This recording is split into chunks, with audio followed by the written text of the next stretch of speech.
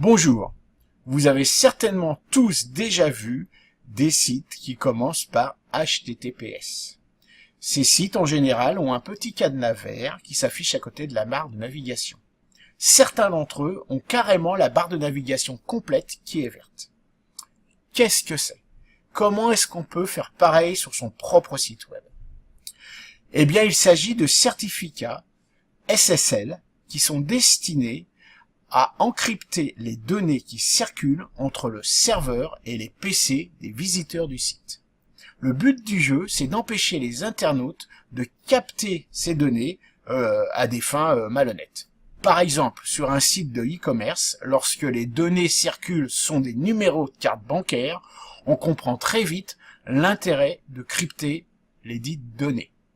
Donc, le certificat SSL est un certificat de sécurisation des données qui a pour effet de protéger les données qui circulent du site au serveur et l'inverse.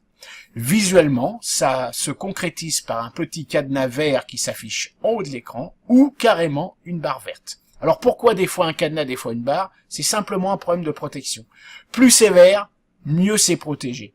En fait, il existe plusieurs sortes de certificats SSL qui vont de 39 à 2000 € le plus cher que j'ai observé, qui protègent soit des noms de domaine, soit des parties de noms de domaine, soit des organisations complètes. Donc il y a tout un tas d'options possibles, ce qui justifie les grandes différences de prix.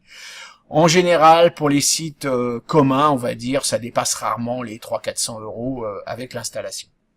Donc bref, si vous avez un site notamment de e-commerce où des données sensibles peuvent circuler entre votre serveur et les postes de vos visiteurs, je vous engage fortement à installer un certificat SSL.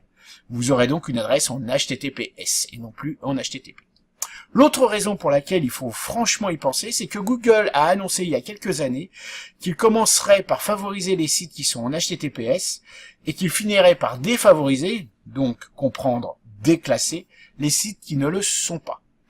À ce jour, personne n'a encore observé de tels effets, mais connaissant Google, ça devrait pas tarder à arriver. Sur ce, je vous souhaite une bonne journée et je vous dis à très bientôt.